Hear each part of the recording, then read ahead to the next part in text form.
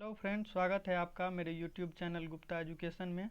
आज मैं आप लोगों के लिए लेकर आया हूं फिजिक्स के लाइट चैप्टर का सीरीज़ 10। आज का ये सीरीज बहुत ही स्पेशल होने जा रहा है, इसलिए आप लोगों से एक रिक्वेस्ट है कि वीडियो को लास्ट तक ज़रूर देखिएगा। जैसे कि आज मैं बताने वाला हूं कि परिक्षेपण क्या है, प्रकीर्णन क्या है, अपवर्तन क्या है, चुंबकत्व क्या है, रंग जो है कितने होते हैं, प्राइमरी कलर क्या होते हैं, सेकेंडरी कलर क्या होते हैं, रंगों को मिलकर के जो दो कलर मिलेंगे तो क्या होंगे, इस सब के बारे में मैं डिटेल जानकारी देने वाला हूं। जैसे कि गाड़ी में जो मीटर होता है, यूज होता है, उसको क्या कहते हैं, तो उसको ऑडोमीटर कहते हैं। इस सब तरह की जानकारी मैं आप लोगों को डिटेल से बताने वाला हूं, ठीक है, एमसीक्यू के माध्यम से। इसलिए आप लोग वीडियो में लास्ट तक बने रहिएगा। अगर चैनल पर नए आए हैं तो चैनल को सब्सक्राइब कीजिएगा, पसंद आए तो लाइक भी कीजिएगा। अगर किसी भी तरह की इससे जुड़ी परेशानी हो तो कमेंट भी ज़रूर कीजिएगा। तो चलिए आते हैं क्वेश्चन पर। क्वेश्चन एक है कि बरसात के दिन जल पर छोटी तैरती परतों में चमकीले रंग दिखाई देते हैं, यह किसके कारण होता है। तो पहला है कि प्रकीर्णन के कारण होता है, दूसरा है कि परिक्षेपण के कारण होता है, तीसरा है कि अपवर्तन के कारण होता है, चौथा है कि ध्रुवण के कारण होता है। तो इसका राइट आंसर हो जाएगा ऑप्शन नंबर बी। क्या हो जाएगा? ऑप्शन नंबर बी, परिक्षेपण। अब आइए हम लोग समझते हैं कि परिक्षेपण होता क्या है। परिक्षेपण जो है, प्रकाश को जब हम एक प्रिज्म से गुजारते हैं, क्या करते हैं कि प्रकाश को जब हम एक प्रिज्म से गुजारते हैं तो प्रकाश विभिन्न रंगों में बट जाता है। जैसा कि मैं आप लोगों को फिगर में दिखा रहा हूँ कि मान लीजिए कि ये प्रकाश यहाँ से ट्रेवल कर रही है, ठीक है। तो ये क्या होगा कि इस पार जब आएगी ये प्रकाश, तो ये विभिन्न रंगों में यानी 7 रंगों में बट जाती है, 1 2 3 4 6 7 और 8। अब इसी घटना को क्या कहते हैं हम लोग? परिक्षेपण कहते हैं। इसी घटना को परिक्षेपण कहते हैं। एक बार फिर से रिपीट कर रहा हूँ कि प्रकाश जब प्रिज्म से होकर गुजरता है तो प्रकाश क्या होता है, विभिन्न रंगों में बट जाता है। इसी घटना को हम लोग क्या कहते हैं? परिक्षेपण कहते हैं। अब हम लोग जानते हैं कि सबसे पहले इसका खोज कब हुआ था, कि ये प्रकाश जो है 7 रंगों में विभक्त होता है, इसका खोज कब और किसने किया था। तो इसका आंसर होगा कि इसका खोज न्यूटन ने 1666 ईस्वी में किया था। कब किया था?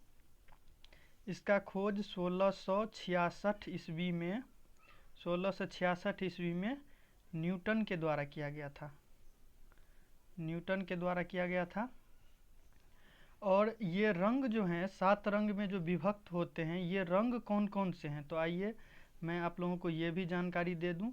और देखिए, इन रंगों को याद रखने के लिए एक छोटा सा ट्रिक है जो मैं पिछले वीडियो में भी बता चुका हूं। तो ये है, क्या है कि इस ट्रिक का नाम है वैग्योर, VIBGYOR। इस ट्रिक में वी का मतलब क्या है, आई का मतलब क्या है, बी का मतलब क्या है, ये सारी जानकारी मैं आपको दूंगा। जैसे कि वी का मतलब है कि वी का मतलब वॉयलेट यानी कि बैगनी। आई का मतलब क्या है कि इंडिगो, यानी आई का मतलब इंडिगो यानी जामुनी होता है। बी का मतलब होता है ब्लू यानी नीला। जी का मतलब होता है ग्रीन मतलब हरा। और वाई का मतलब होता है येलो यानी पीला। ओ का मतलब होता है ऑरेंज। और आर का मतलब होता है रेड यानी कि लाल। तो 7 कलर हो गए, बैगनी, जामुनी, नीला, हरा, पीला, नारंगी और लाल। इसको आप इस ट्रिक से आसानी से याद रख सकते हैं, VIBGYOR, वैग्योर। अब देखिए कि इसमें है क्या कि पहला ऑप्शन दिया गया है इस क्वेश्चन का कि प्रकीर्णन। अब हम लोग जानते हैं कि प्रकीर्णन के बारे में थोड़ा जानेंगे कि प्रकीर्णन होता क्या है। तो देखिए, प्रकीर्णन होता है कि जब प्रकाश एक माध्यम से, यानी कि ये एक माध्यम है μ1 और ये एक माध्यम है μ2, तो जब प्रकाश इस माध्यम से μ1 माध्यम से μ2 माध्यम की ओर आएगी तो माध्यम में धूल कण के कारण और अत्यंत सूक्ष्म कण होने की वजह से क्या होगा कि प्रकाश जो है विभिन्न दिशाओं में, यानी कि धूल कण की वजह से विभिन्न दिशाओं में क्या होगा, फैल जाएगी। तो इसी को हम लोग प्रकीर्णन कहेंगे। प्रकीर्णन को अंग्रेजी में स्कैटरिंग कहते हैं। स्कैटरिंग का मतलब ही होता है कि फैलना। तो एक बार मैं फिर से रिपीट कर रहा हूँ कि प्रकाश जब μ1 माध्यम से यानी किसी एक माध्यम से दूसरी माध्यम में ट्रेवल करेगी, यानी कि μ1 माध्यम से μ2 माध्यम में जब आएगी, तो इसमें धूल कण और सूक्ष्म कण की वजह से क्या होगा कि प्रकाश बिखर जाएगी यानी फैल जाएगी। तो इसी घटना को हम लोग कहेंगे प्रकीर्णन। अब आता है सी ऑप्शन दिया है इसका कि अपवर्तन। तो अपवर्तन को भी हम लोग थोड़ा जान लेते हैं कि अपवर्तन होता क्या है।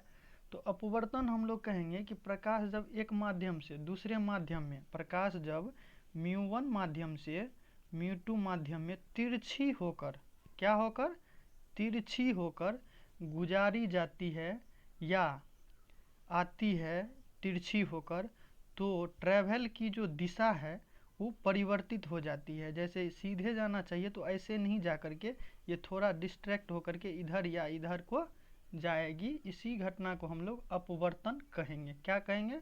तो अपवर्तन कहेंगे। चलिए फ्रेंड्स, आते हैं नेक्स्ट क्वेश्चन पर।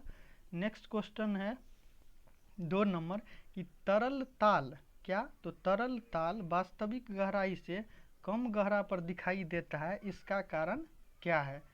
तो इसका राइट आंसर हो जाएगा, चलिए पहले ऑप्शन हम लोग देख लेते हैं। ऑप्शन ए है कि अपवर्तन, ऑप्शन बी है कि प्रकाश परिकिरणन, सी दिया गया है कि परावर्तन, और डी है कि व्यतिकरण। तो इसका राइट आंसर हो जाएगा ऑप्शन नंबर ए। क्या हो जाएगा? ऑप्शन नंबर ए, अपवर्तन। और अपवर्तन हम लोग पहले ही समझ चुके हैं, प्रकीर्णन भी समझ चुके हैं।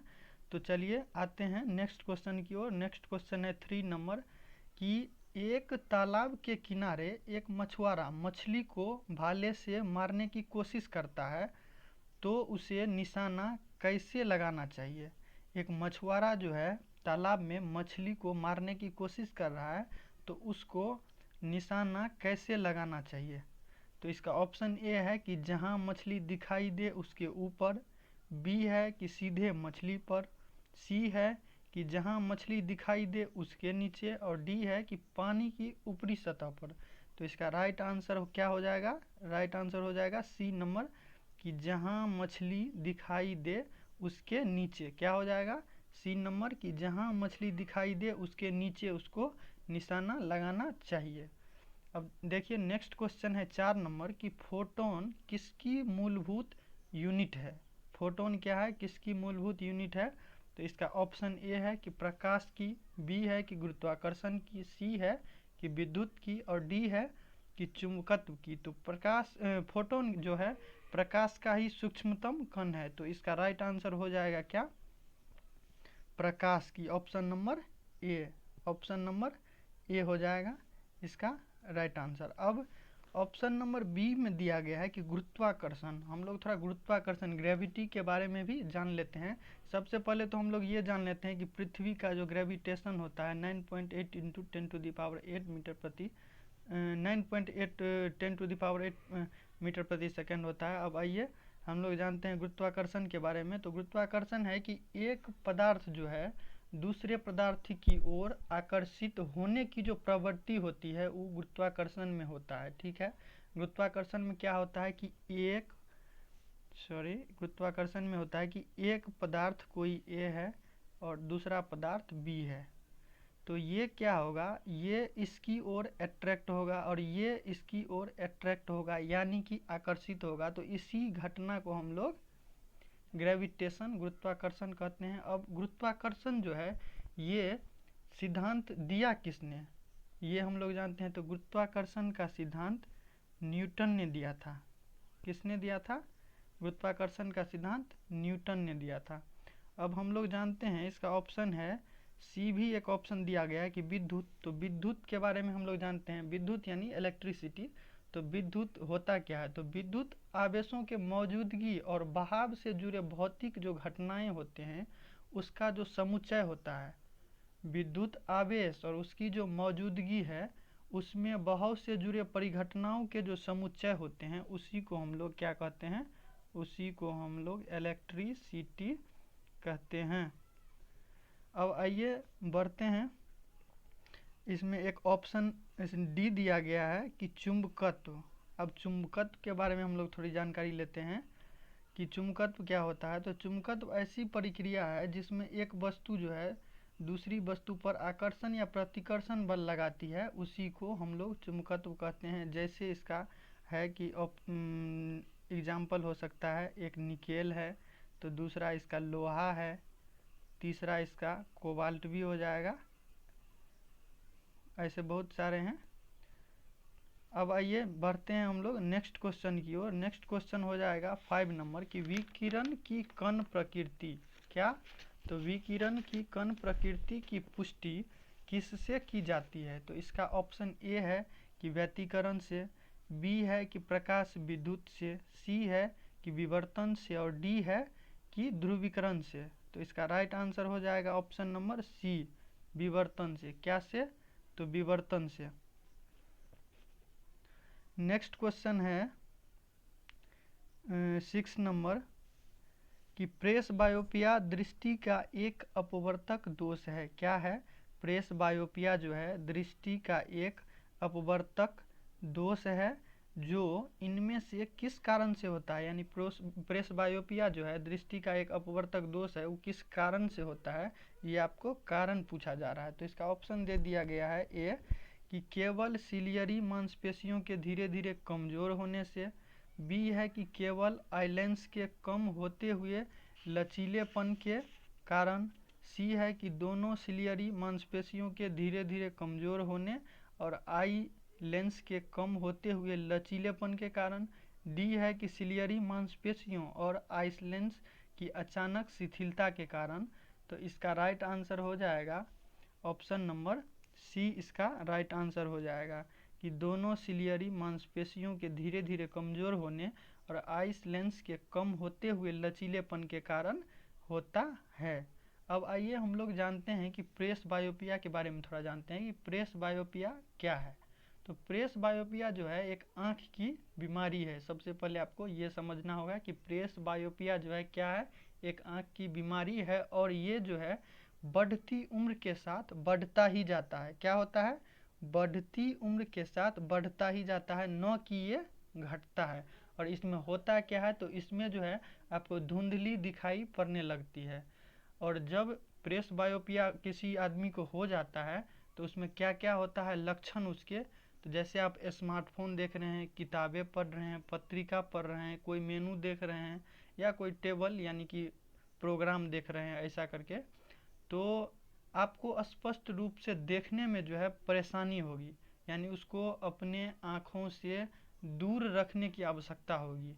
किसमें? तो प्रेस बायोपिया में यही होता है। प्रेस बायोपिया आप गांव घर या कहीं भी अक्सर आपको देखने को मिल जाएगा कि जो भी कुछ ज़्यादा एजेड व्यक्ति हैं, यानी 40 प्लस 40-45 प्लस हैं, उनको ये समस्याएं ज़्यादा देखने को मिलेंगी।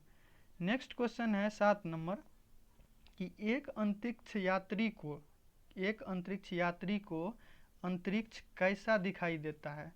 तो इसका ऑप्शन ए है कि बैगनी दिखाई देगा, बी है कि लाल दिखाई देगा, सी है कि नीला दिखाई देगा, डी है कि काला दिखाई देगा। तो इसका राइट आंसर हो जाएगा डी नंबर कि एक अंतरिक्ष यात्री को अंतरिक्ष जो है अंतरिक्ष में आकाश काला दिखाई देता है। अब क्यों दिखाई देता है काला?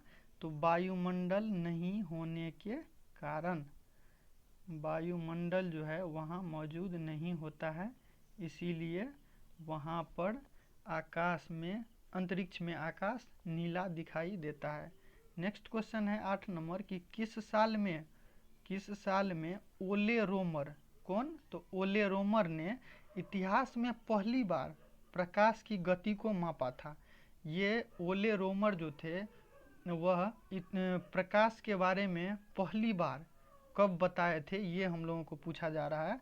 तो इसमें ऑप्शन ए है कि 1776 ईस्वी में, बी है कि 1676 ईस्वी में, उसके बाद सी है कि 1876 में, और डी है कि 1867 में। तो इसका राइट आंसर हो जाएगा बी नंबर कि 1676 में। कब?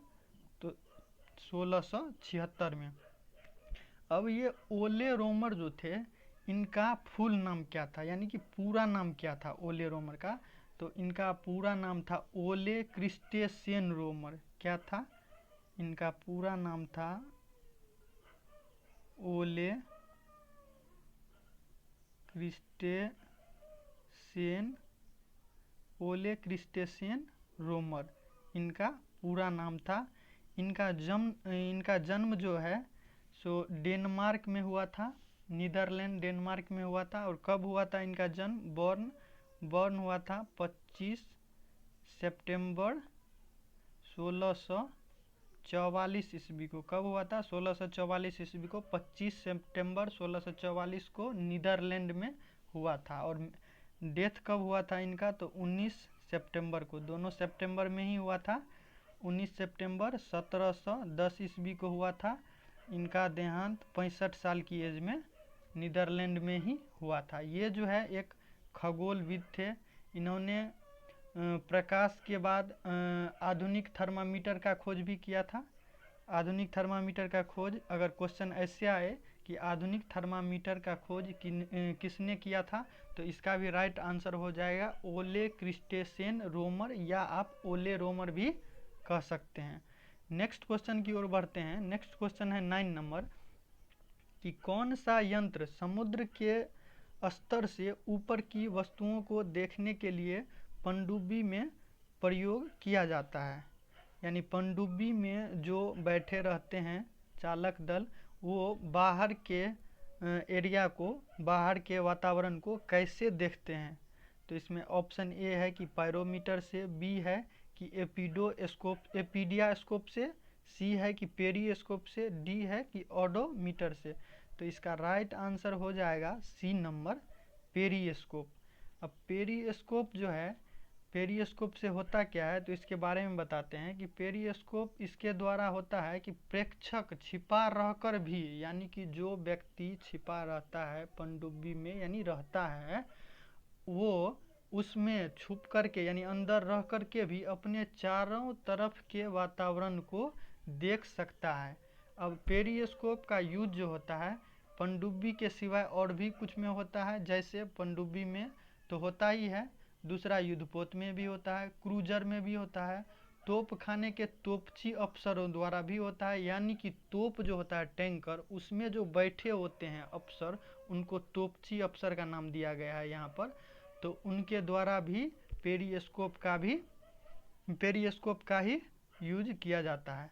अब है कि पेरिस्कोप का खोज किसने किया था, ये भी एक सवाल उठता है। तो पेरिस्कोप का खोज किया था जूल्स